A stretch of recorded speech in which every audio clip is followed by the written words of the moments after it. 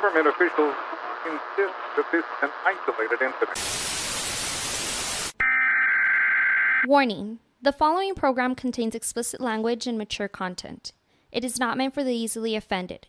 So if you are an emotional pussy, please refrain from listening. Thank you and enjoy.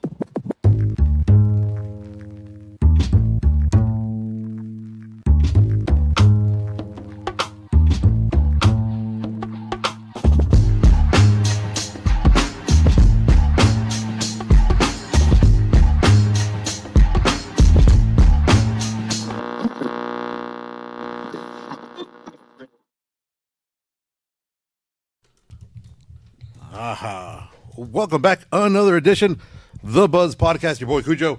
Another, this should be a good one. FYI, if you're easily triggered, or if you, as it says in the beginning, if you're an emotional pussy, be ready to get fucking, be ready to throw shit at the TV, because we're talking about something. As you can see, I am the Father Cujo, and we are bringing people talking about a specific, I don't want to say a specific church, but I guess a specific cult we could talk about.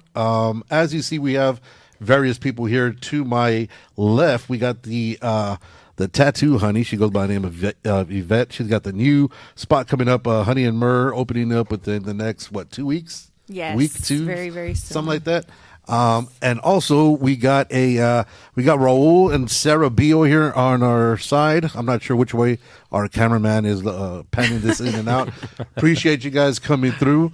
And also on my right, we have Sara G, author of Thrive or Dive Map, or the Thrive Map. Hold on, I thought you was going to fuck it up. The Thrive Map, which is a self-led path to recovery and lasting healing. Sara Guzman, we'll talk about that a little bit later, to see how she's helping and flipping a negative into a positive. Sara, appreciate you coming out.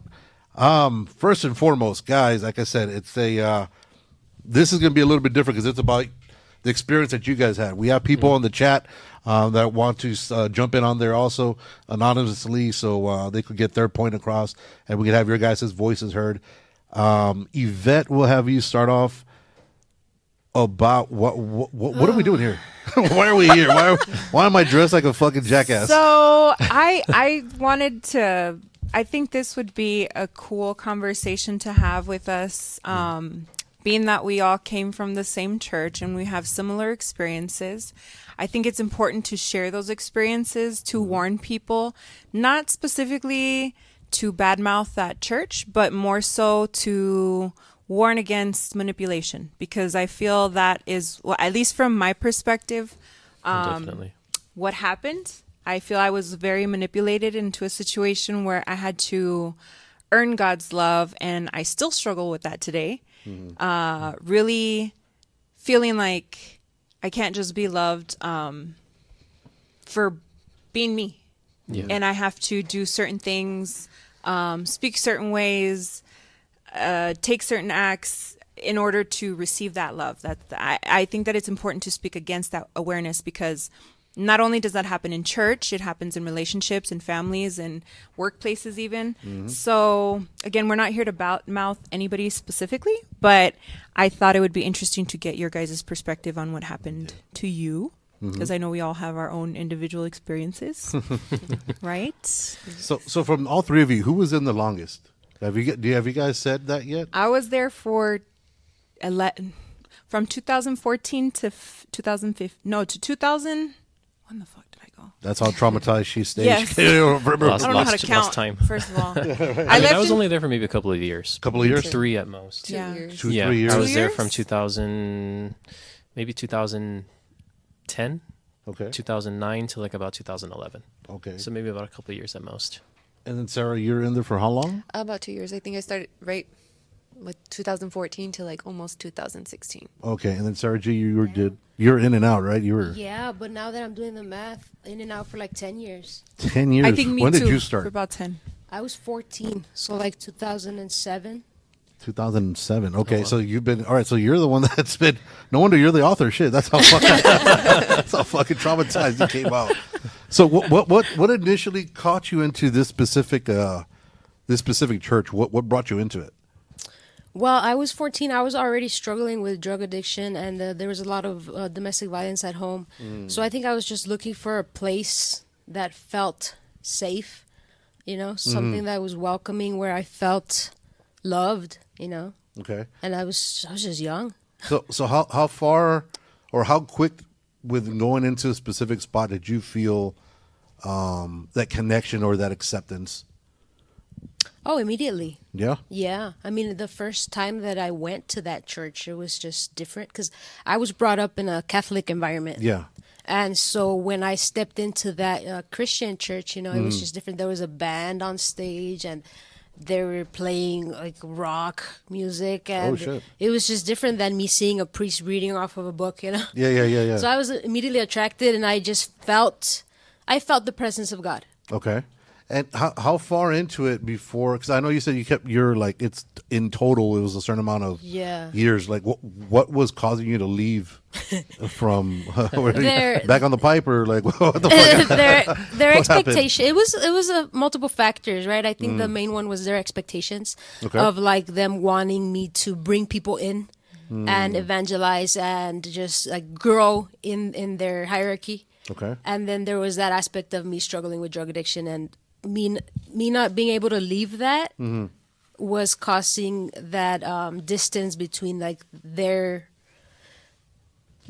group of people and myself. Okay. So you guys had a quota. What was the quota for for bringing people in and shit? That's what it sounds like. Yeah. That's exactly what that sounds like. What was the quota for you guys? Is there? They just wanted, I think, as many people as you could bring in. It was a lot of encouragement to do, just go out and evangelize. Just go talk to strangers and everything. Don't debate with them is what I remember, because they would say is like the minute you start debating religion, it's when the Holy Spirit kind of gets out of it. But it's just bring as many people as you can. Okay. There was a lot of pressure behind it. Like they painted it as it's coming from an honest place and it's coming from like your love for God. But at the end of the day, behind all of that was pressure and performance. Pressure and performance Yes. as far as how many people you're bring gonna in? Okay. So what's some of the pressure, Sarah, that would be placed on somebody that you guys would feel? Well, it was frowned upon if you weren't able to bring anybody in. Like, you need to go out there. We go as groups sometimes. Oh, you need to talk to them.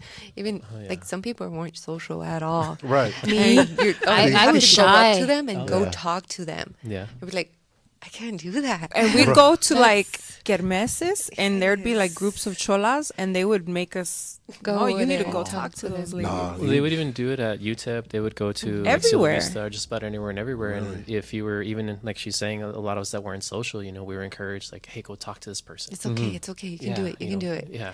I'm like, I can't do it. I don't want to.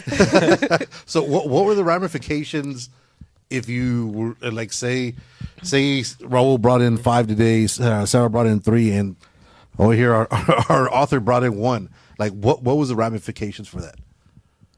It was just disappointment, I think, that they would express. More than Shame. anything. Shame. They would make you feel shameful. Yeah. Eventually, Guilt. like me, that it became a pattern that I was never bringing anybody. Like eventually, they just push you out. Push you out as far as Like you're being rebellious and And they would tell you don't have fruit. right, you don't have fruit, and so you're gonna like Like, it's like a sin. Like, oh, you're not doing like. like You're you're not gonna doing harm what's everyone wrong, yeah. else with your lack of fruit. Yes. Okay. So what if somebody was, say Sarah was the breadwinner and bringing in like on average like 8 people a week or something like that, like what would you get like as far as like a reward system? Was there? You get promoted. Higher rank. Higher rank. You got closer to God? Like, what the fuck you mean? Not to God. How do you get promoted? There was like different like you know how like regular restaurants they have managers, shift leaders, and whatnot. Kind Okay. of like that. So you would be like a leader, and then you'll be in charge of more people under you, and then more people, and So when this pyramid scheme was happening in this pyramid, that's what it sounds like. Yeah, You're really. in charge of these 10, then 10 bring in 3, then you're in charge of does those sound 13. like it, yeah. Sounds like a pyramid scheme. So, like in charge of what? Like what do you? to mentor them. Yeah. you were mentoring everybody. So the people you were bringing in essentially kind of became your responsibility. So Okay. a lot of us, the way it worked, of course, you had your pastors, you had your leaders. Their leaders had people underneath them. And then at some point it was us. Again, it's a pyramid scheme. I mean, now that you point that out, I see it that way. And the people that you brought in, they're like, okay, they're your responsibility. Okay. So eventually they want you to become leadership or a leader to some point and then start having your own personal Bible studies with these people. And But how? See, so like the biggest problem I see with that, right, is that if say a fuck up like me is good at talking to people and I could bring people in, and I'm pumping numbers. Like, I got my numbers right. You don't want me teaching the word of God to any fucking buddy. I'm the last motherfucker that needs to talk about anything to anybody. I could talk a stripper into a lap dance. That's about as good as it gets. But to be, I just don't see how that works or how that benefits a church. You know? Well, because everybody has somebody above them. So then you would have somebody overseeing your work So say and for guiding you. So say for example, you brought me in and I'm disrupting and I'm messing up or whatever. Like, how would that reflect on you being the leader? Poorly. Like, what would happen? What would happen to you? Like, would you get a write up from God? a Or write-up. you get a time out from God? You get days to go think about what you're doing. You're suspended from God's work, or what? I don't know. I was never Hi. a leader. So Oh, pass that question to somebody else. Were any of you guys leaders? I was slowly Somewhat. getting to that I was point. I getting think. close to it, but Yeah, no, it never became something that I eventually started doing Bible studies on my own. But it was those things like they're saying, you know, it's frowned upon, and then you're like, okay, you're expected to take care of it, even though again we were teenagers at the I time. think it's like they're doing something because I was the one making the leaders look bad. So it's like they were doing something wrong because I wasn't getting in line, yeah. Okay, so there were just which Like, makes no sense. yeah. Because I mean, Yeah, because you have to you take can't responsibility. control. I guess for- that's where the control comes in. right? Yes, Oh, definitely. absolutely. That's crazy because I know on one of the Yvette had sent me a link about I can't remember the name of the page off the top of my head. It's just showing It's that page. the I'm sure you negative guys have side. seen it. The opinion page. Ooh, can't say that. No. no. I So thought maybe you guys. yeah, so the opinion page basically Somebody's warning. yeah, about it's the church. it's a warning about this specific spot, and then they're talking about how the pastor is plagiarizing everything that she has because, and they would play like side by side from what the actual like a pastor from like a year before or 6 months before would say, and then the pastor of your guys' church would come in and say, kind of reword it to work for her way, but it's the exact same fucking thing. Oh, Really? wow. Yeah, it's pretty interesting. So I can't believe you guys haven't seen that. No, No. I haven't seen that. I Wow. did not know that. So, So it's yeah. almost like so what you're suggesting is that someone else had done this sermon and then it was copied almost. And they word for have word. it dated. Yeah, Yeah. They Really? have it dated, kind of like See- like when you had the Carlos Mencia and Joe Rogan Yeah, beef yeah. like that. They had that where they would play the clip and then they'd clip to her and she'd leave like a word or two out so that way it's not. See, the thing about that too is that a lot of times, I'm sure some of you have seen it, is that the pastor would come out and say, you know, oh God, put this word in my heart to talk to you guys about this specific thing. I wrote could have about been a this." leader if I would have done that. I mean, in that case, I would have been running my own church by now. I mean, if we're being honest with ourselves. It's never too late. Yeah. Yeah. It's never too late to have your own church. You know, it takes the air out of it too, because if you see those things, I really didn't know that, but it's like, oh, okay, so it's like you're not in it for the, you know, for the faith aspect. You're not in it Right. to like get the word of God out there. It's just like, oh, it's a business at that point. Like you're saying, Yeah. a pyramid scheme, and it's just, it takes the air out of it. It really does.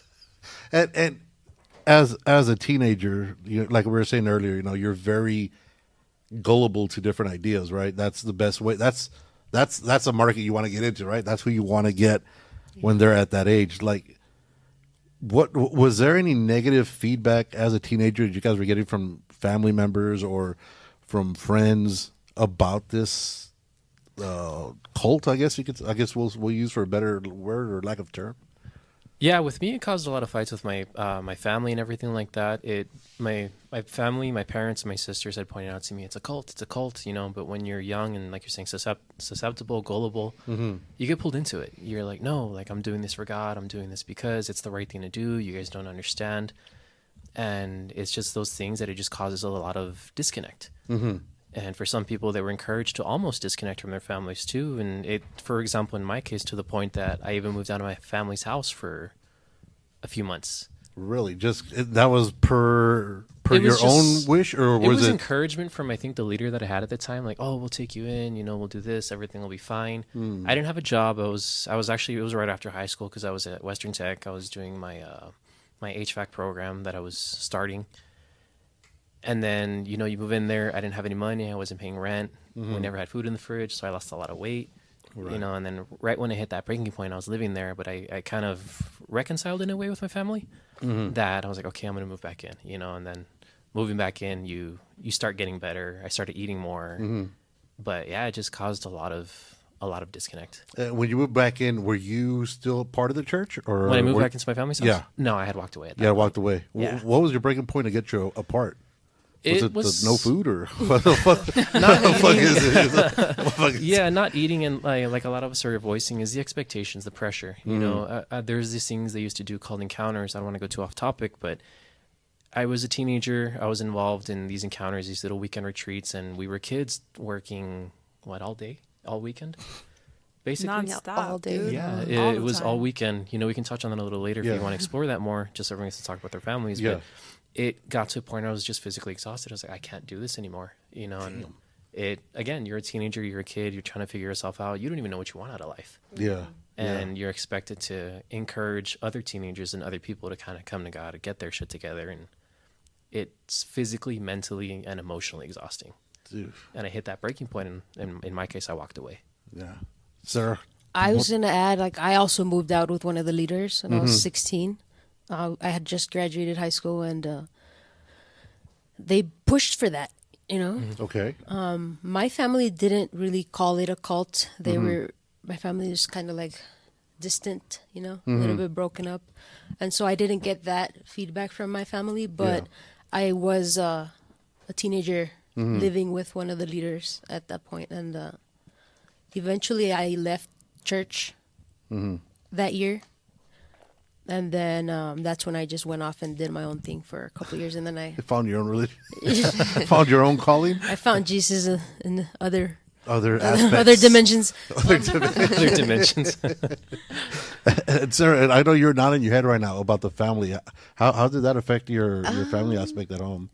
So I took my mom to there once, and she said, no, this is not right. This is not how things. So she would always tell me, no, don't go back there and everything. And nobody brought me in, I think because I had kids. Okay. Everyone take everybody. But I was pretty much on my own and doing things, thinking, okay, this is the right place. This is the right things to do. And because they would feed me things that I wanted to hear, I guess you can say. Be like, okay, I'm doing the right things, but then they pressure you to do more, and like, oh no, you have to be here all day Sunday. Yeah. Like you have to go to both services and go. I think they made me in charge of what is it, the Sunday school. Okay. With I was the like, kids, or yeah, because I was a mom. I mean, that makes sense. I was like, I had no clue what I was doing. Oh, you little motherfucker! Yeah, it was an experience. I don't know. It's just so many things. I remember one time we had to prepare our own like mass for the kids. Yeah. Wow. They would give me. I was like, well, what do I do? I was like, oh, do this. Okay, how do I do that? And they're like, Should've figure stole it it. out. You should have asked her for her link. No, Should have should've gone to the community asked her for her link. Where I get. I was like, okay, so like however I want. They're like, yeah, you can go get your own supplies and everything and do all this. I'm like, okay. Oh, wow. Just figure it out. Yeah, basically, just figure it out. That's what God wants. Yeah. I was Figure it like, out, but within our. I was like, I don't even know what to do. Like, how am I supposed to teach on this? Like, I don't know. But yeah, Yeah. they made me do that for a long time. Damn. I feel like a lot of it was just free labor that they got from Oh, us. definitely. Because So- I remember saying this on the previous podcast. I don't know if you guys knew, but she had put me in front of in charge of the art ministry. And I was painting it's probably by the time you were gone, I was painting all of the back. There was no ceiling. There was just walls. I don't know if Yeah, you know. the stand-up walls. Yeah, and I was painting all of that. And I was there after school. I was in high school too. You know, just barely trying to make it by. Like, Are you talking about the building, the old building, or the new the building? new building? Oh. I painted a lot. And there was a meeting where we had with the leaders or whatever, and she called me out. She's like, she didn't call my name, but she was like, in the children's ministry, it's not done. I'm about to hire somebody to paint that. Like, she embarrassed me in front of everybody. And I was like, well, why don't you hire me? Because I'm over here struggling. If you paid me, it would be done. Exactly. You're outsourcing, trying to pay somebody else, but you don't want to pay right me. away, It's massive. like corporate America. You get the free version right now. Yeah, she worked a lot of us. Oh, definitely. Teenagers, Yeah. moms, you know, couples. The couples ministry, that was bad too. Like, What was that? so there was, we had a group, like we grew up together kind of, because I didn't have friends from high school. Like, Right. we grew up in the church. Right. And so the youth that weren't married kind of hung out more. Yeah. And then the couples that were married, they hung out in a different group. And which then there was you were a single mom group. a single mom. There's a single mom group? Yeah. I know where I'd go. to the single mom group. Just saying. I know. If y'all are manipulated easy, shit. I identify Could have said as a something like, the single Lord, mom. hey, the Lord put it in my heart for us to be together. Dude, the Lord said. I know exactly where I would be. Oh, I'm instead of talking bad about this, I'm starting to like this shit. You want to go? Sign me the fuck up. We'll give you the address. We'll give you the Right, address. we'll get the address. Yeah. And I know we got people on the chat. If you guys feel you guys got stories to tell or something to say, get off your chest, or questions to even ask, or jumped in, like I said, by all means, let us know. We have someone saying that they would do the music and the lights. Remember doing the music and the lights. I think that he's speaking to just the free labor. Like, am I wrong? Or no? Okay. Yeah. Okay. Yeah. Damn, the free labor to do just because God said. That's what I. Dude, if I could get away with that line, that is nuts. So when doing all the different labors that we're going, like what other options or what other, I guess, side quests were available besides the you had the art ministry, you had the music department, you had the kids. Was there anything else that was like was there like an outreach or? Evangelizing, yeah, there was a group. Evangelizing that was the biggest thing. The other thing too, we had talked about earlier, is that I had, even myself, I was part of the band, so we would have our practices on Saturdays and stuff like that. Okay. And just different ways of trying to encourage people to come by and whatnot. But even then, there was pressure in that too. There was pressure in the band as far as Well, I mean, I wasn't very social. Even to this day, I can still be kind of antisocial. But it was a lot of like, hey, you're expected to sing. I had never really sang or memorized songs and stuff like that. And one of the leaders at the time, he would kind of lead it, but at some point they wanted me to take over as far as singing the male part of the songs, because we had girls in the band too. Right. But the pressure of that as well, of like, we want you to like, and the encouragement, or not the encouragement, I guess the manipulation of, eventually you'll be in the main hall performing and stuff like that, but you really got to do good here. you got to get that gig. You got to get That's a that good gig. Yeah, That's a good gig.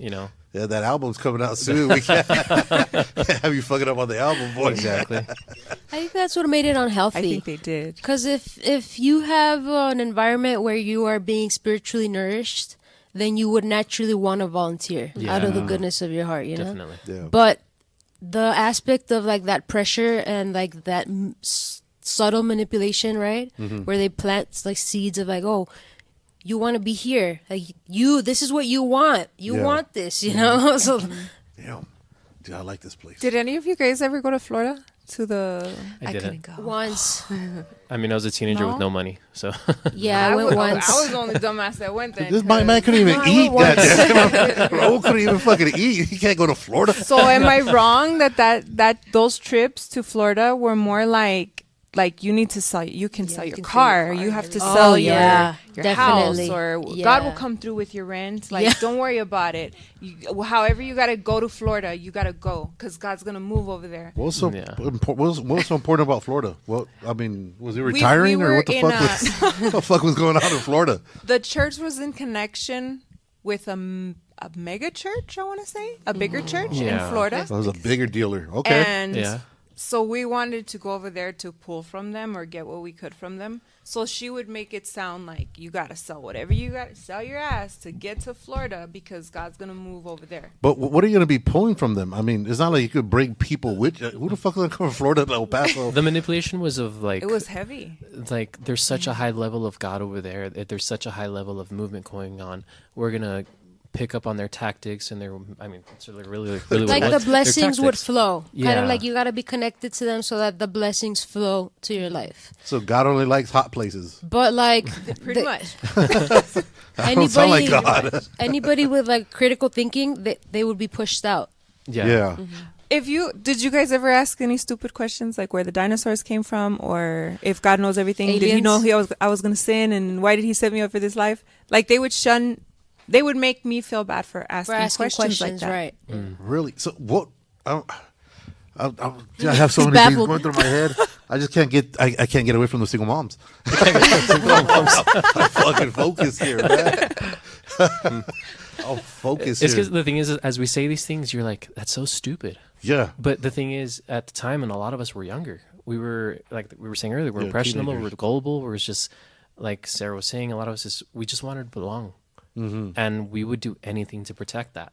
Is there a lot of older people in the congregation or in the 20s, 30s, maybe our age now, But but not Mainly we're like young. the- Mainly most people were young. yeah. Yeah, because I think anybody would be over. That's true. Well, it's anybody 'cause over that- like 40 would be like. So when they were in the old building, they had because it was the dad who had the main church and then the daughter who was like the youth pastor. Okay, but they still had the older folks then. But even I don't remember exactly how the dad would preach. He was more along the same lines as well, right? Yeah. So something happened. There's a falling out. They split up, and then they moved to a new building. The dad and daughter split? And just a little insight, the dad ended up getting arrested for what, sexual assault or something? Yeah. Did you guys hear about that? No, that's a real church then. Sexual Yeah. assault. That's a real fucking Yeah. church.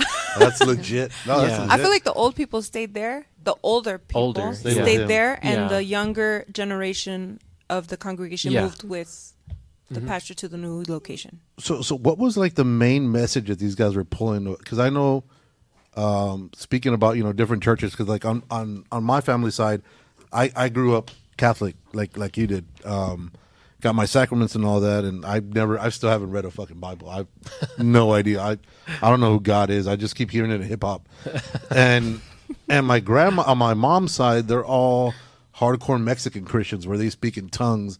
And fucking, they get wild. That was something we did too. Yeah, and they're there all day Sunday, Wednesdays, Fridays, Saturdays. They couldn't wear shorts. I think it is. They're frowned upon.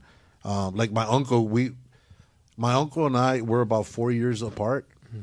Like we try to go watch movies, but my grandma would have never let him go because I don't know what God's gonna show. So the only thing we'd be able to go see is like Muppets in Space or some shit like Muppets in that. Space. And even at that, I was like 3 hours of bartering with my grandma because she Yeah. didn't know. Yeah, I mean, secular music, secular movies, what they called, it wasn't of God. You weren't supposed to watch those things. And just, like you're saying, the speaking in tongues things was another thing. And if I remember correctly, it's almost like you were frowned upon if you couldn't speak in tongues. Yeah. Really? Yeah. So when I remember one time I was sick, I had like a bad flu or something, and I was laid out in my bed, and my grandma had brought some of her hermanas because she thought I had the devil. I was passed the fuck out, and I woke up to like fucking tongues, like I was freaking the fuck out. Yeah. And they're like fucking like hitting me and shit. I'm like, what the fuck is wrong with these old ladies? Well, that was the other thing too, is they believed if you prayed hard enough, you could get rid of illnesses. Really? That's They what would- pushed me away because I struggled with clinical depression for years, and I just couldn't get better through prayer alone until I developed the prefrontal cortex, I guess, and said I'm gonna How go dare get you. therapy. How dare you develop your brain? 26? Oh, you finally hit I 26? was around that age, yeah. That's generally when it hits. You see, I'm not all just single moms. Yeah.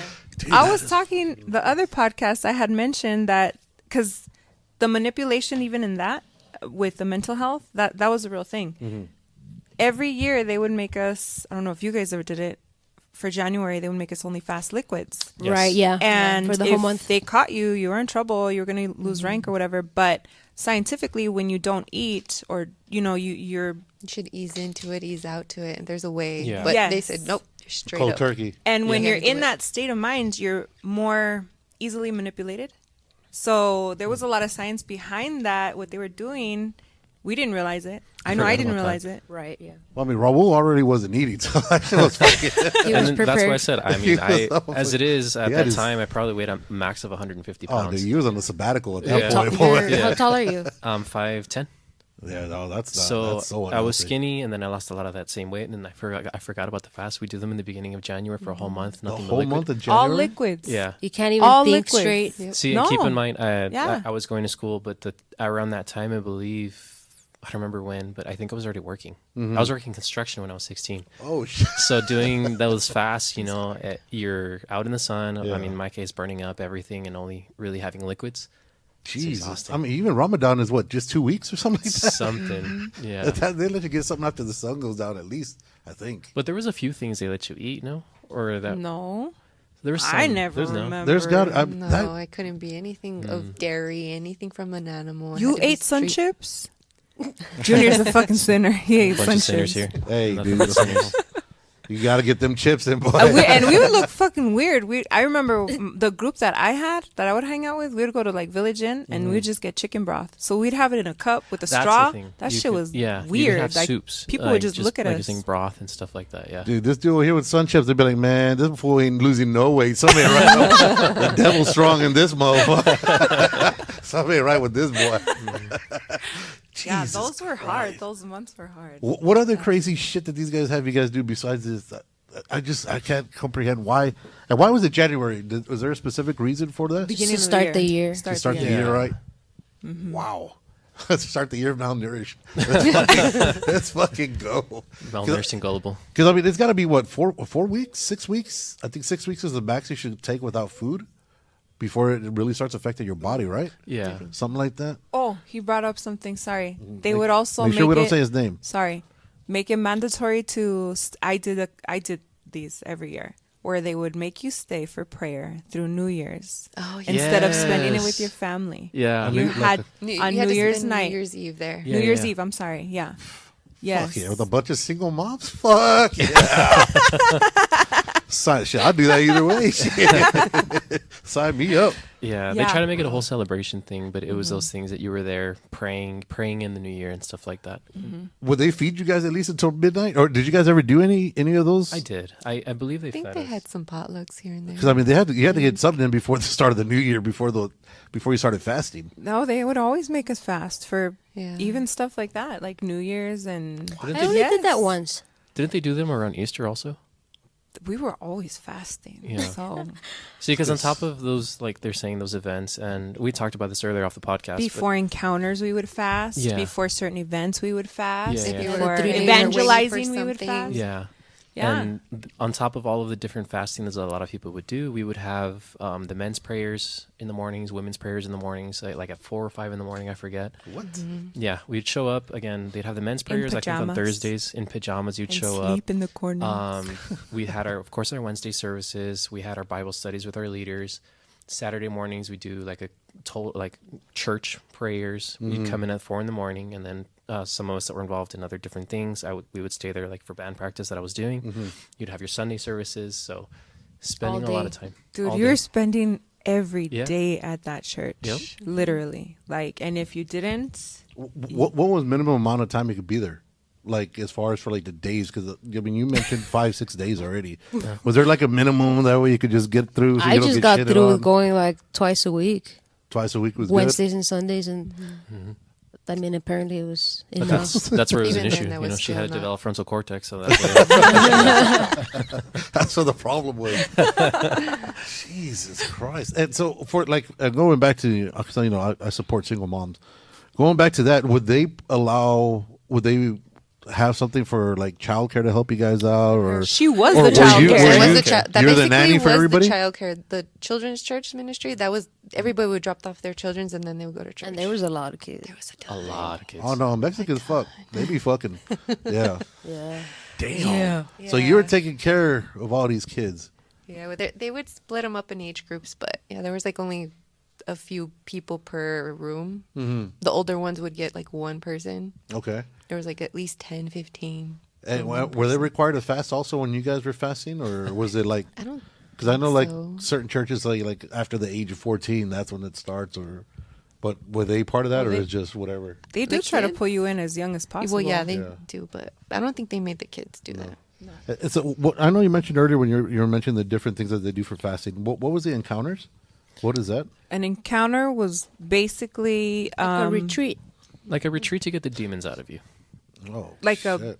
They would ask you a lot of personal information. It was kind of like you'd have individual classes with different people and talk different stuff. But the point of it was even personal things that you were struggling with, for example, different people's cases, drug addiction, some of us that just different things. It was their way of delivering you from those addictions. Jeez. And you were there, what, all day? I think it was like like an bringing all-day up like your identifying like your traumas. Yeah. And then trying to work through them. Okay, so they were trying to help you. So in a certain way, they're trying to help you, I guess, But- identify your weak points so they could get kind of like phase that out of you. It Or? was problematic though because it's like there's some things that like psychological aspects. You can't just pray some things away, you know? And that's where I think was harmful. Because if you bring all these things up, like teenager, you tell them this is your trauma. They ask you questions, and then it's like, oh, this is the trauma that you're dealing with. This is what you got to be delivered from. But there's things that you need professional help with. Like you can't pray it away, you know. And that's Yeah. where I think it's like you create this loop of you're trying, and then it's not enough, and then you feel like you're not enough because you're not getting the results that everybody else are getting, you know. Yeah, Or the results that they want out of you. Yeah. dude. I have something to say about that real quick. That's absolutely true because there recently, I said this on the other podcast that we had where I'm very open about it. I struggle with postpartum depression, and there was a point not far before, this was fairly recent, where I had, I guess, somewhat of a breakdown, and I was in front of a professional, mental health professional, and I had my Bible because it was something, I guess it just gives me comfort to have it. When I had that breakdown, I had it, and she put her hand on top of the Bible, and she was like, there's things that this is not going to be able to help you with. And I didn't take offense to that because I still believe in God. I still believe that, Jesus is it. But she was very right when saying that there's chemical imbalances that we have sometimes that you can't pray those away. Yeah. And Or to even, have like, self-awareness. Emotional regulation, you know, like Yes. there's skills that you have to Yes. learn Yeah. that outside of the church you need to step outside of the church to learn certain skills to navigate life as an adult, you know. Yes. No, that's true. I mean, especially when you're young, you don't. Well, I guess that's the best part about it. When you're young, you don't think with that critical thinking, like you were saying. Yeah. And it's easy to manipulate you guys. When the church was going, because so automatically when I hear the word cult, I start thinking about like Tom Cruise and shit, right? Scientology? Yeah, Scientology, and that shit is fucking bonkers. I don't know if you guys ever looked into that shit. I have, yeah. I mean, that shit is bonkers. Well, there's a whole South Park episode about it. Oh, there you go. was the pastor, were they preaching anything crazy to that, or was it just more like what was the message? Was it more about, like, I know, like in the Catholic churches, about the Trinity, the Father, Son, and the Holy Spirit. I know the Christian church is a lot more just this is Jesus' word or whatever. What were these guys like main hit? Like what were the big hitters? I would say like repentance, sanctification, and discipleship Okay, what discipleship is? is the bringing people in and mentoring them and walking according to the word. And then a lot of it was your faith, and as far as good deeds are dirty rags. Good deeds are dirty rags? Yeah, I forget, it says somewhere in Revelation something along the lines of, if you're just a good person, if you think you're just a good person, that's not good enough. So somebody has a good moral compass, it's not enough. Yeah. It was never enough. Yeah. Never been. Yeah. And like to her point of as far as discipleship, sanctification, and everything, good deeds and everything. So regardless of how good of a person you are, if you're not sanctified, if you're not this, and that, you're still going to go to hell. And what would make somebody sanctified? Doing Following all everything the they rules. said. Following all the rules? Yeah. I mean, you're Yeah. asking all of the people that didn't follow the rules. So I don't have that answer for you. So then, say for example, if I was married within that church and I turn out to have a relationship with somebody else and destroy my marriage within that church, would that be a big no-no? It depends. There was one instance where a couple, I think they split up. The husband ended up walking away from the church, and there was other couples that they did have a history of those things, but they stayed in the church to try to work through them within those couples ministries. Because I know on that page that we were talking about earlier, there's a I don't want to say, I guess I could say it was an allegation that the main person in charge was having a separate relationship with somebody that caused a divorce. The pastor themselves were doing things and basically going against everything that she was fucking preaching and getting some side action on the side from another dude within the hierarchy. I guess those retreats are more than just bringing people in. I mean, wouldn't that show that? I mean, she's full of shit. That was way later, though. Oh, so it's okay. No, I mean, I don't think we got that part of her. Yeah, we didn't see that it was all full of shit until we left. A lot of these things that you just mentioned, they happened after the fact, and they're things that we've heard from separate people. And they're things that are just like, holy shit. It ruins, like I was saying earlier, it takes the air out of it. And you're saying, you see these people as full of shit. Yeah. And that's what kind of frustrates some of us, is that, okay, it's like, well, then what's the point of God? We started seeing contradictions. Like, I started seeing contradictions, right? Where it's like they preach certain things, but then the day-to-day, they go against it. Where it's like pushing people out, and cutting them off just because they did something that wasn't approved. To their liking. Yeah, well, it's just the old parenting trick. Do as I say, don't do as I do. Yeah. Because only I can do it. Yeah. And they do drop you like a sack of potatoes. Like I mentioned earlier when I said that I walked away. I had a lot of them on Facebook, a lot of them that were so-called friends and brothers and such. And the minute you walk away, they'll remove you from Facebook. And they just completely ignore you. And people that I didn't even really talk to were messaging me that you need to go back, you need to do this. It's like, dude, like, I'm broken. Yeah. And you want me to go back? Like, I can't do that. And like a lot, they just either block you, they remove you. And I remember another story. I don't know if you remember it. At one point, I did consider going back. She had invited me to go hang out with them at some bakery. Me? Yeah. Was it with Ruben and them? Shots fired. That cupcake shop that they had? Oh, yeah, I worked there. Yeah. There was a thing. They were planning on doing a little skit. She invited me to hang out. We did. And for a moment, I contemplated going back. But one of the leaders was there. And I got to a point where that person was like, you know what? Like, you're not part of this church, so you need to leave. Really? I contemplated going back, but I was in a same-sex relationship at the time. And it was just like, no. Was that deeply frowned upon within like their... Extremely frowned upon. Yeah, Really? extremely. Yeah. That was the last time that I went, actually. So what was their... Like, would they try to pray the devil out of you guys, or like what? Yeah. Yes. Yeah. Really? And that fucked me up the most, honestly, because I just felt like I had to ask for forgiveness before I could even pray. I felt like I was dirty and like God couldn't hear me unless I repented, and I couldn't repent. I couldn't change my ways because like you're attracted to what you're attracted to, And, like you have your sexual preference, and obviously there's like your sexual identity as well, and there's a lot more to that, but it fucked me up to just feel like I wasn't worthy of having a conversation with God because of what I was living at the time. But isn't that like most churches though? Wasn't that always the thing that fear-based? Yeah, the homosexuality was a no-no. But and then that's so fucked up that it's, I mean, it is in different churches. Yeah, I know, like even the Catholic religion, it was big until this last guy came in. It's like, I wasn't dude, we just read that wrong. We just read that shit wrong. You're cool. Because they're losing a lot of people. So they're like, nah, we're good now. Like before, it was about stoning them. Yeah, like, you guys are cool now. It was just a misunderstanding. Just My give us your bad. money. You're not that far gone. Yeah. Just never mind. I'm touching the little kids. Just you guys keep are it at cool and home, right? shit. Keep it behind Keep it closed at home, doors. yeah. Yeah. Just keep that shit to yourself. Like, did you ever contemplate going back, Sarah?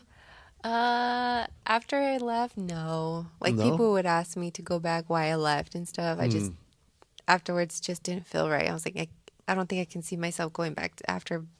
I've heard stories like all like you guys been speaking about, and like I was like, dang, like they really treat people like this. But I never seen it for myself until like towards the end. Like, oh, I can't be doing this. Like I have little kids. Like I have to be with them. Like I can't be at church all the time. So they started to be like, okay, well, you can't go, you can't do this, you can't participate in this, and So they start taking away your responsibilities if Pretty you much, weren't, yeah. I if got you taken weren't, off of the She children's. Oh, she, no. she got retired. I She got got retired from daycare. I got retired No from pension. Oh, unfortunately, she got retired from daycare. Damn. Well, I remember a guy. He was actually my leader at one point too. He was going to be a paramedic, and they wanted him to give that up so that he could spend more time in church because he was out and about doing whatever he had to do to accomplish all of that. Mm-hmm. And they wanted him to give that up. I mean, you figured if you'd be able to have more money in your pocket, that's more money to go into the church. Yeah. You'd like push for that. Well, it's because it was taking his time away from the church. So that's what God wanted. That's fucking wild. He's working for the church. Yeah. They don't want to lose his Yeah. labor. That's fucking wild, dude. That's why I can't do. So what now? Now that you guys have been through what you guys have been through, what is your guys' take on religion? Do you guys feel it's all? Are you guys still religious in any which way? Is it more faith based? Is it more you're still trying to find a spot? Do you, because like I guess now I'm atheist. Where I mean I believe there's something there. Nothing makes sense. Everybody has like if you start looking at it and start doing like a deep dive on it, and you're drunk, you start seeing a lot of this shit is basically the same shit talking about the same person, but they just try to manipulate whatever words best suits them. Mm-hmm. You know, like there's some people are like, well, my God is great, and because he believes in blessing everybody, but I said, so you don't believe in it, I'm gonna have to kill you, and that's just. I was like, well, that doesn't make sense because God says, murder is bad or whatever. But then there's other ones that have basically the same idea, but they just change the name of certain characters and shit, because it's easier that way to get their point across. What's your guys' take on it?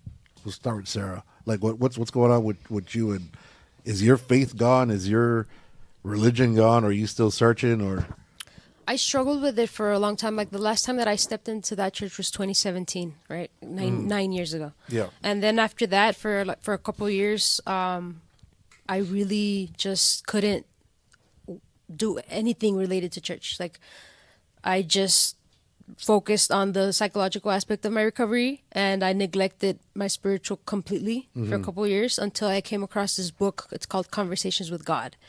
And the author is pretty much just journaling whatever he perceives he's hearing.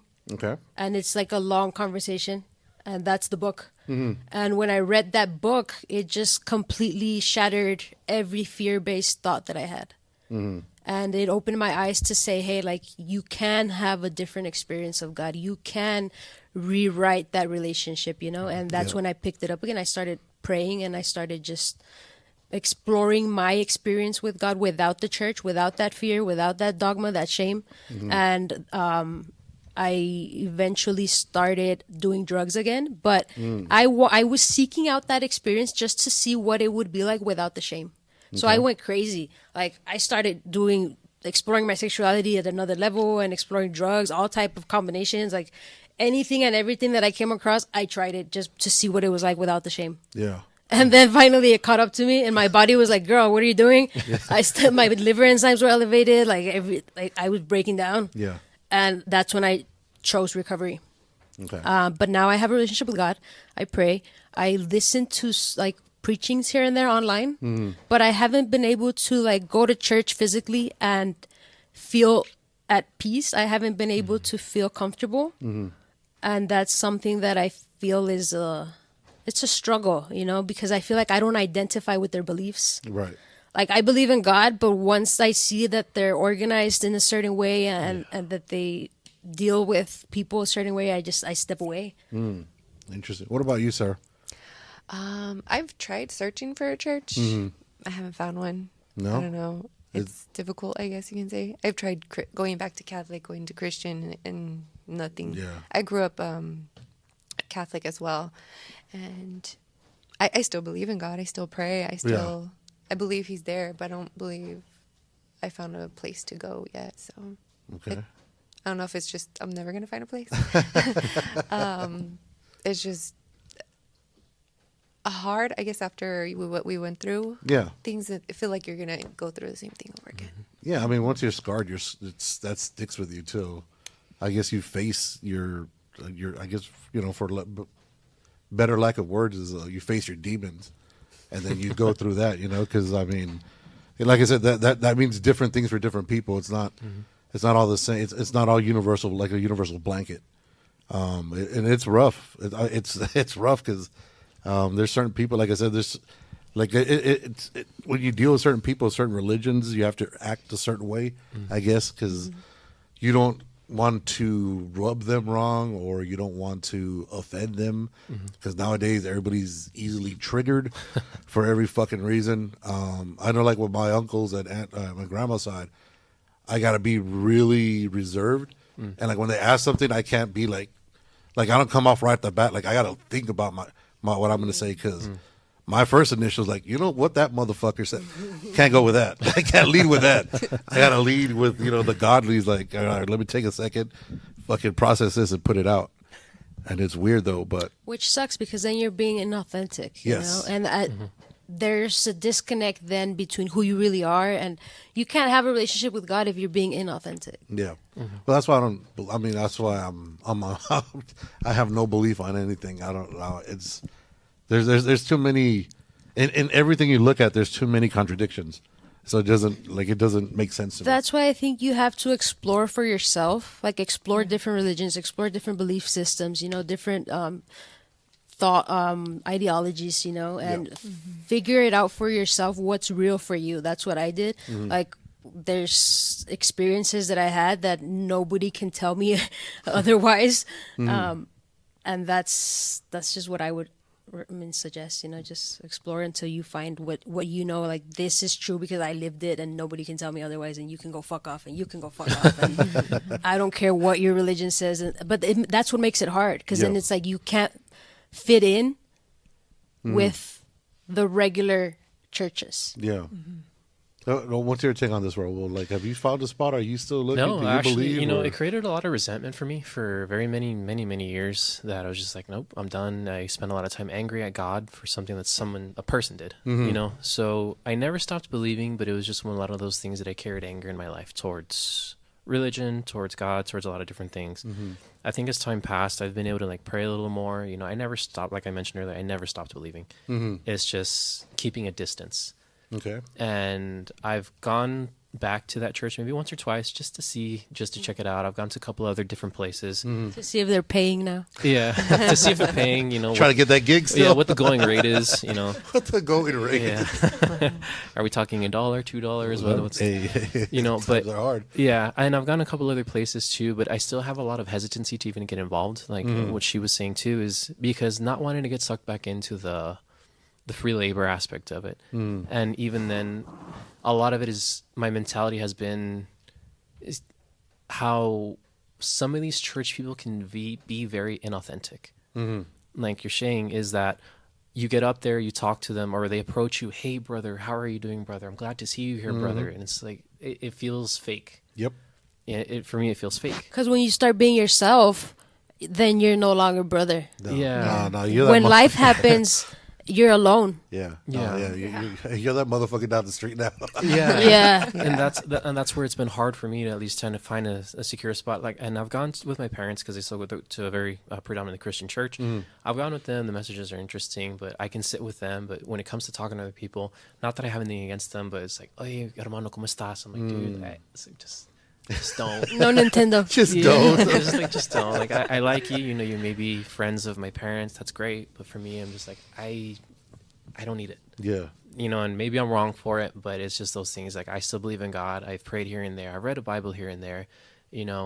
I've read certain messages, and it's just been because I don't want to go too off topic, but one of the things they would tell us, and that I think that's part of why I am the way I am, is they would tell you that if you leave this church, you're going to come back 7 times worse. If you get a demon out of you, there's a story and that they'll tell you that there'll be 7 more that'll take its place. Why 7? There's a scripture that It's says there. something like Actually, that. yeah. I was thinking about it. I looked it up right before we started. Yeah, No, I fair. got the screenshot. It says somewhere in Matthew 12:43 to 45 or Luke 11:24 26 that are the same. It says it describes an unclean spirit that leaves a person but returns to find its house, the person, empty, swept, and clean. The spirit then brings 7 others more wicked than itself, leaving the person's final state worse than the first. So those things of like, if you leave here, you're going to be 7 times worse off. Damn. Which I think all of us here have proven that that's not the case. Well, I don't know. I kind of got 7 times 7 times 7 words for me, but I made it out, guys. Wait, you so made it out. Yeah. there's hope. well, the ayahuasca kind of cleared that shit. What about you? What about you, Yvette? Is that like where do you stand on religion now? Is it taboo? Is it? I'm the same with you guys. I haven't found a church. I've struggled to find a church, me and my husband. It's a lot of fear of just like, you don't want to be pulled into ministries that will take away from what you have going on. I agree completely with what Sara said about you have to test certain things to see like what's for you. The profession, ever since I was little, I've always wanted to be a tattoo artist. And that was something that it was a sin. One of the bad ones, they equaled it to sex. I don't know if you guys remember. Premarital sex. And it's not really that. Clearly. Yeah, like, and I'm making a difference that's positive through the tattoos. And I do agree that they should be intentional, which is, the business that I'm starting, which is off topic, but that's what it is. Tattoos with intention. So I do carry a lot of like foundation from that church, but I don't think that it's going to be easy for me to find one. And it's for the reason that I've found out for myself that I can find God in my house. Okay. I can find him in my car crying and feel him more than I can at a sermon. Nature. I go to nature. Nature. For You do a lot of yes. grounding. Yeah. Yeah, I could see it. And I listened to some messages online. There's this church called Elevation. And whenever I do want to get like my Bible time in, I'll just listen to YouTube. And Can't go wrong with it. yeah. I'll teach you everything. She'll Just teach be you everything. in this comfort of my home, listening to the Word of God, and I'll get that time in. But it's different than being in person. So Yeah. at least I pull from wherever I can, Yeah. to nourish myself and meet my needs, and still stay safe. Okay. Yes. And are people on the chat? Are you guys still frowned upon, or has it? What kind of impact has it had on you and you guys' search of religion or God or Jesus? And while you guys are typing away at that, so besides the tattoos being another like big major no-no, like what else was crazy? Like did they have like crazy things that you guys shouldn't do that now looking back is kind of like, well, that makes no fucking sense? Guys and girls texting. The whole guy and girl, Texting? like there Like was even only friendships, relationships. they said that they wanted to have fruitful marriages. Yeah. I only in the 10 years that I was there, I saw one couple get married. I saw a lot of divorces, but I saw one couple get married, and the one guy that I courted, it was a complete dunce. Like, So these guys had to have approval of who you guys? Yes. Oh, yeah. From both leaders. They broke. Yeah. Oh, they pushed me to break up with my boyfriend when I was 15 Because he wasn't part of the church? because or I just- was too young to be dating.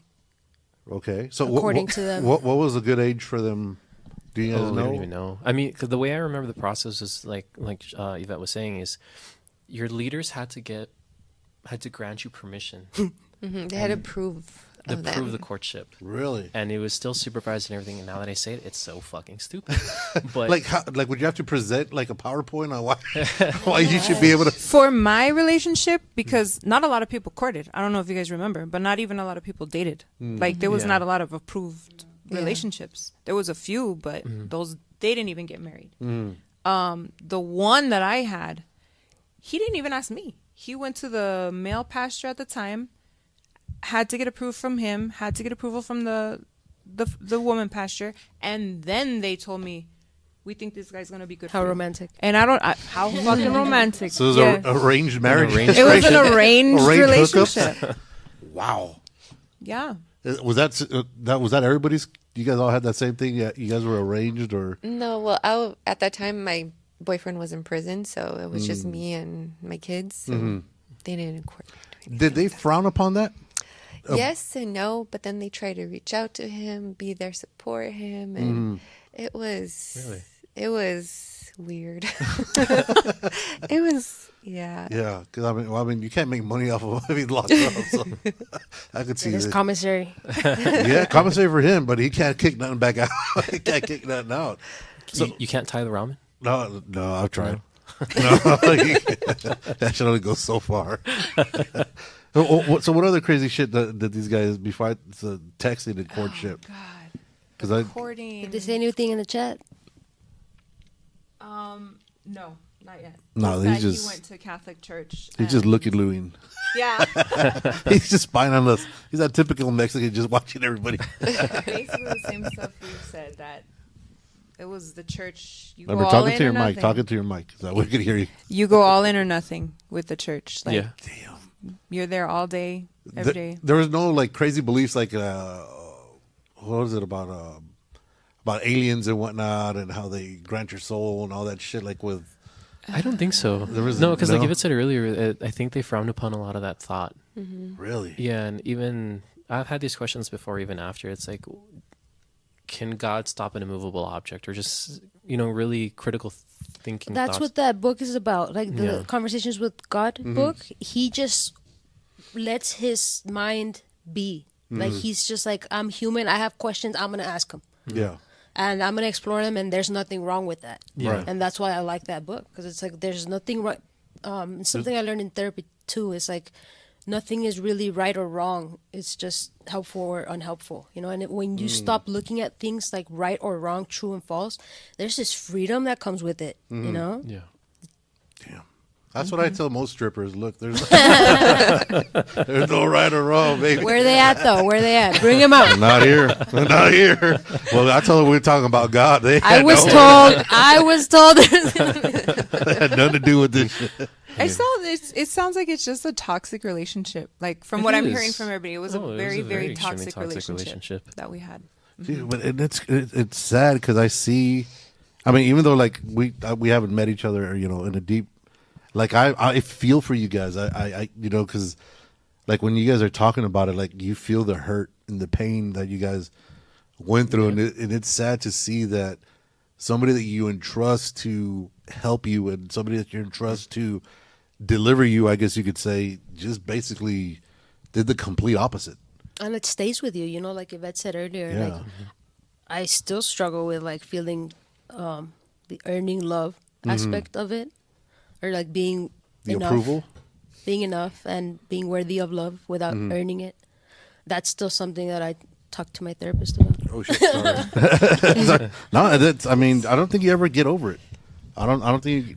I mean, like I said, I feel you guys' pain, but hey, is she here? We have a special guest. Yeah. So I figured if we're gonna be talking shit about a certain person, I figured if we're gonna be talking shit about a certain person, it's only right if we bring them on so they could kind of defend themselves. So she'll be sitting right next. Oh, next to me? Yeah, there's an empty chair there, so we're gonna Take off my rings. Yeah.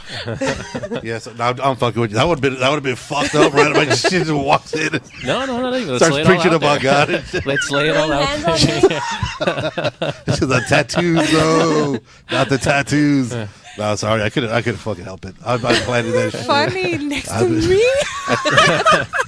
Thought we were about to be on an episode of Jerry Springer or something. Yeah, we're gonna do Lie Jerry. detector test determined you were possessed.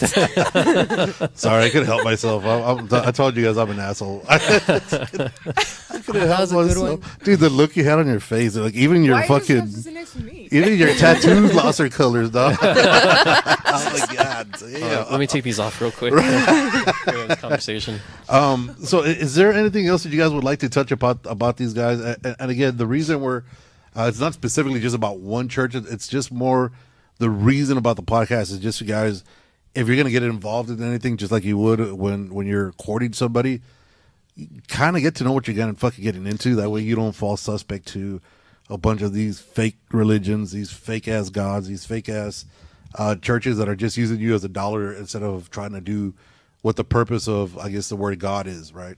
Yeah, I would say like don't get carried away, because when you pray, it doesn't matter where you're at, you're gonna encounter God, and so I think there's that deception that you have to be at church to encounter God, and it kind of messes with the rest of your life if you stop thinking critically, if you are not meeting your needs elsewhere, if you just rely solely on the church for your well-being, then you're going to be easily carried away by that feeling of God is here and I feel loved and this is the presence of God and I'm not going to find it anywhere else. So like, don't get carried away, you know, like just realize and do your research and be a well-rounded person. Yeah. You know? What if you were to promote a certain drug for them to for them to use while doing the God, what would you recommend? Is I would say Dealer's choice. You know what? I'm not going to answer choice. that question because I'm taking it seriously and I know you're kidding. no, I'm dead ass. I mean, I think ayahuasca is what the new popular one right now. Yeah, but that's like intense. trying I to would get say all this start shit with out. LSD. Start with LSD. Start with LSD. Yeah. All right. It's just I was like, fuck. I thought you were gonna say a cig of weed or something. something. I mean, you I'll could fucking take medicinal a- marijuana if you microdose. Most people don't microdose marijuana. They just, Hey, you go full blown, man. you know. You just got to go and hit it. He's off camera. We can't see his reactions. I just think it's funny because you're right. Like you can find God in so many places, so many weird places. Like it doesn't make sense how they format limit it. it. Well, see, to their point too is that even in the Bible it does say where two or more are gathered in His name. So it doesn't say in the Bible, it doesn't specifically state you have to be at a building with a pastor, with the deacons, with whatever it is that you believe in. You don't have to be there. Right. And like to answer your question as far as like for anyone looking to get into these things, just be careful. I understand we all want to feel like we belong somewhere. We want to feel like we're worth something because I struggled with it. I'll be honest with you. I still struggle with it is having self-worth. You can have all of these things and still feel like you have nothing. So somebody who's struggling with that, just go into it understanding and try to have a developed frontal cortex, but just don't get sucked into it. Don't think that just pleasing the people is making God happy. Right. It's about your personal relationship with Him. It's about the things that you do in that relationship with God. It's not about what your pastor tells you. It's not about anything. I mean, challenge these things. Yes. To Sarah's point, challenge these things. Don't, like, even a pastor from another church had told us at one time, is like, don't follow everything I'm telling you word for word. Take it to God and put it in front of Him and be like, okay, what do you think about this? How do you feel about this? And go from there. Yeah. Yeah. Oh, I that agree. works. Chat says they agree with you completely. Chat says they're people of little words. What strong messages? What strong messages? That's what's up. Yeah. Sarah, what's your thought on this? I think you have to learn to see it, but I feel like when you're broken and you're down in the dumps and you have nothing else to lose, and you feel like, and somebody comes and tells you that, it's kind of hard to get. Yeah, It is. Not follow into that thing because they're telling you everything you want to know and hear, Right. but just you have to be careful because you never know what you're gonna get into. yeah. No, I mean for sure. Honey, what do you think? I agree with everybody. That's what this whole podcast was. It wasn't specifically to talk about any type of church or the religion or drugs, but it's more so to just warn people, like, because I think a lot of people in everywhere, El Paso, everywhere, fall into that where we get so manipulated because we want to belong, like Raul said, we want to feel loved, we want to feel purposeful, and you shouldn't have to feel like you're worthy based on the acts that you're doing. For me, that was a lot of it. Like, you had to do certain things in order to achieve unlock a level of God's love that isn't unlockable, openable. I don't know how to say it. Accessible Yeah. without doing these certain things. I'm like you guys, I'm at that point right now where I'm like, okay, God, I want to know you. I love you. This is who I am. I'm fucking weird. I tattoo other people, but I like to help other people too. My heart's in a good place. I would like to think I'm self-aware. So use me through whatever I do. I'm still in that mindset where I want to do things for God, but I'm not religious about it. And I think that's where we're all at, really, you know, just trying to be our authentic self and really have that, ironically, that encounter with God's love, that pure love, you know, where you're going to accept me no matter what I do. Right. You know, I'm a fuck up and you still love me. So. Yeah, and it's more about, like I said earlier, it's more about a relationship than it is religion. Because people classify it as religion, you know, everyone's got their beliefs and whatnot, but it's more about a relationship. It's the private moments when you can talk to God, like they were saying, finding God in nature, finding God in the car, finding God in all these unconventional places that isn't always a building. Right. With an organized religion. Yeah. Well, I mean, the book, like I was mentioning earlier, the book of Tupac. The book of Tupac. The book of Tupac says that in the Bible it never says that you need to go to a spot and give all your money to them, and the temple is your own body. You're supposed to have that one-on-one with whatever prayer, belief, or upper echelon that you believe in, and it's never been about trying to who's got the biggest church, who's got the brightest, who's got the the nicest cars and all that. Why is pastor rolling around in a fucking Benz and fucking everybody else in the congregation is broke as fuck? Yeah, it's not about that. It's about, I guess, like you said, finding acceptance, finding what works for you, and even though myself being as I said, not believing in all that, still believe, being able to respect you and your beliefs, and not, still be able to carry that conversation with somebody, because at the end of the day, we're all here to help each other out as we turn around at this big old marble that we're on. And we can't get anywhere if we just start shunning ideas, and if we just start pushing back on anybody. And definitely. My way is not always the best way. It's my way. It's the way I know. Yeah. Sometimes everybody else has a better idea, and just being open to even just accepting ideas, not necessarily putting them into play, goes a long fucking way. And I think that's something that we should definitely do. I don't know do you have anything to close out on? Because I mean, real quick before we get to your point, it's true. Being able to accept ideas. Again, I mean, if you have your beliefs, stick to them. But I've been able to have conversations with people who are atheist, agnostic. An old buddy of mine was Luciferian. They have different points of view. It's being able to accept everybody's just like, okay, like you can have healthy conversations with people. Yep. Because like we talked about earlier, as far as evangelizing, it was like, no, this is the way, this is the way, this is the way. And yes, the Bible does say that. But you can still have conversations with people that don't believe what you do. And God could still be there in that. I believe that. And it's just, it doesn't necessarily have to be like beating down on them, because even there's people that memorize scripture. They know the Bible back and forth, but do they understand it? No, they don't. Right. And another point to that is even the devil knows the Bible. They say that all the time. The devil can recite you scripture, but he doesn't. There's a difference between having knowledge and wisdom in that sense. And being able to accept different ideas, being able to just have conversations with people and get your point across without being rude, without being disrespectful to people. And there's a lot of different ways you can approach it. And that's what a lot of that church taught a lot of us. Damn, so you guys did get something good out of it. It did. Definitely. But it's also stuff I feel like some of us have learned outside of that. Right.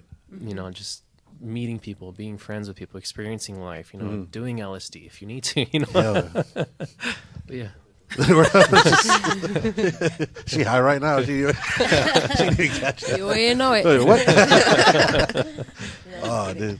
You know what I always tell my friends are like that are super religious? I was like, dude, how pissed would you be if you found out for reals that Jesus was just like a magician, just doing all these fucking little magic tricks, and none of that shit was real? Because I mean, think about it. Because if you think about it, the book isn't even his words; it's everybody's interpretation of something he might have said. There's no real book of his word. It's everybody's. That's why I'm like, you have to find your interpretation. What's your interpretation? Like, you build your own thoughts, be your own person. For sure. And that's when I think the moral compass comes into play. Yeah. You don't have to tell me that killing somebody's bad. I should fucking already know that shit. You shouldn't tell me that I shouldn't do certain things. I should really fucking know that. If not, then there's something way worse wrong with me than just religion at that point in time. But I want to thank you guys for taking the time. Like I said, it's hard because sometimes this is very personal. It's a lot of trauma you guys went through. It's a lot of learning that you guys went through a lot of, whether good, bad, or indifferent, right? And to have the time to put yourself and open yourselves up and be vulnerable to, putting your what has happened to you out there, and then people, whether they agree with you or hate you or want to, strike it down. That's your truth. That's what you guys have lived, and I want to thank you guys for that. I want to thank Nation of Wrestling for letting us use their dojo. As you see, they should be able to see us in the background here. I want to thank Yvette for helping us get this all going together. The Honey Tattoo, and was it Honey and Myrrh? Honey and Myrrh coming soon. So definitely got to go check it out. It's a place where you want to get tatted and feel in a comfortable position and a comfortable space where you get to put what means the most to you on your body to display, whatever that is. Yes. I was thinking about it earlier. I've tattooed all of you, like at different parts. I don't have tattoos. Of my I don't know what career. you're talking about. Whatever. You were one of the first ones I tattooed. You're the guinea pig? I thought that was cool. Yeah, he was. One of them. Because one of the guinea pigs during church. Agree. Yep. Oh, no wonder you didn't finish painting the fucking walls. You're busy over there. You're over there busy fucking You're out here tattooing. sinning. Out here Out here tattooing people sinning. and shit. Trying to get paid, no? So before we leave, any last words from, we'll close it out with each one of you guys. Any last words, and we'll have you finish wrapping it up. Shout out to Sarah's company brand. What are you doing? Tell us. Thrive or Die Recovery. That's something that I said to myself when I was suicidal, and I said, if I'm going to stay alive, it's going to be worth it. So it's like I'm either going to thrive or I'm going to come back here and die. That's where it all started. It just stuck with me also when I was recovering from the addiction. It was like, this is not thriving. This is not it. So I went back to that, and that's it prompted me to write a book. It's called Thrive Map. And it's a mirror, it's a companion. It's meant to take people from the earlier stages of change down to the action and maintenance, because I think that is an aspect of recovery that gets ignored. People try to just go overnight and transform their life overnight, and it's not like that, And if you're going to make it sustainable, then it has to be a process, and so that's what the book is about. It's called Thrive Map. It's on Amazon. Thank you for the shout out. Buy it. Oh, yeah. Yeah, I love what Sarah's doing. Like I follow her on Instagram, and I see your posts all the time. The little posts you do in your car and the merch you got, and she's doing. You are carrying the word of God without putting it out there so blatantly, So I love that. I respect it because that's Thank you. exactly what I want to do with Appreciate my it. business. Yes, Yeah. I see that. Yeah. Do you want to put your IG out there so they could follow you? Yes, it's called thriveordie.recovery. .recovery. Okay. Yes. Sarah, any last words? Sarah's a badass besides fucking running running, 5Ks before we come on podcast. It's like nothing. Yeah. She's like, That's sorry. one thing that I enjoy doing because it gets me out of Thinking. the moment of thinking, the problems, the issues. Yeah. It's where I'm able to breathe. That makes sense.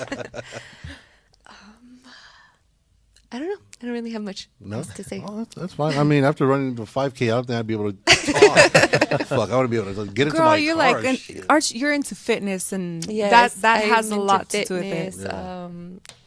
I have kiddos. I think She's how many babies do you have? 4. There you go. I have 4 Nice. kiddos. My Congrats. oldest is graduating. Dang. Congratulations. Yeah, my littlest is 3. He's all over the place. Yeah. That's when they're fun. Yeah, I work. We have boyfriends with me, and we The upcoming go to DJ? the gym. We The gym DJ? a lot. Does he have a DJ list for you, a playlist? He has a DJ list. He has a Has playlist his for own you? little list. Yeah. Loves to DJ. Yeah, that's a little bit about me. Cool. Raul, what about you, sir?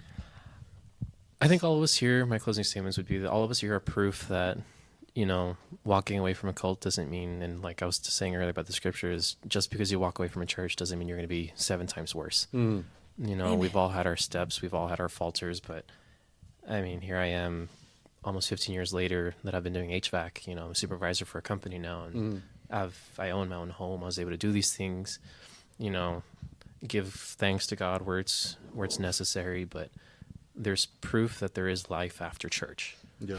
And, you can thrive, you can grow, you can recover from anything and everything, at your own pace or in your own ways. But, I mean, we're all broken individuals in one way, shape, or form. We're all healing in different ways. We're all approaching life in different ways. And it doesn't mean you have to stick to just one way. Right.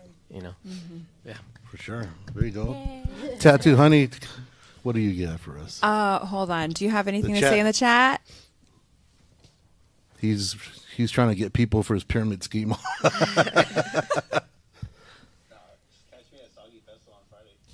Oh, shit. Okay.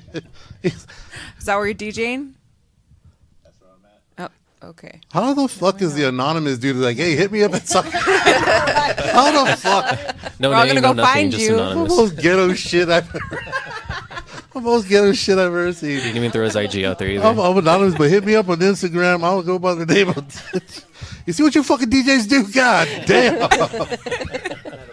That's what I told you, bro. These fucking DJs. I love them.